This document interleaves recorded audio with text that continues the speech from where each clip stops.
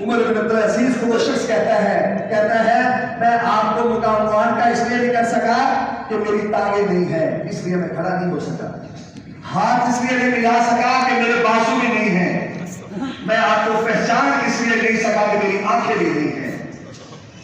اور محترم بھائیوں، دوستوں، بزرگوں اور بہنوں، دلوں پہ ہاتھ رکھ کے بتاؤ کہ جس بندے کے پاس ہاتھ بھی نہ ہو، ٹانگیں بھی نہ ہو اور جناب آنکھیں بھی نہ ہو دنیا میں کس کام کا، لیکن وہ اپنی زبان سے اللہ کا ذکر کرتا ہے۔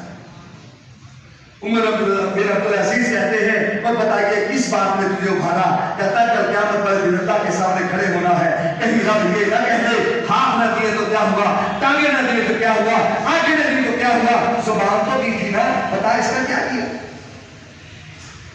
میرے اور آپ کے پاس کون سی رب کی نعمت نہیں ہے اور ہم کہاں بھی رہے ہیں؟ آئیے محترم بھائیوں، اللہ کی طرف رجوع کریں۔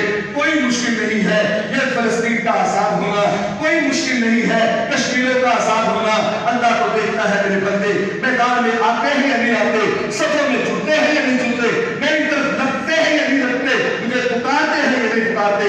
آؤ اپنے رجوع اللہ کے ساتھ مضبوط کرو۔ فمن کان یرجو لقاء ربہ فلیعمل عملا صالحا ولا یشرک بعبادۃ ربہ احدا۔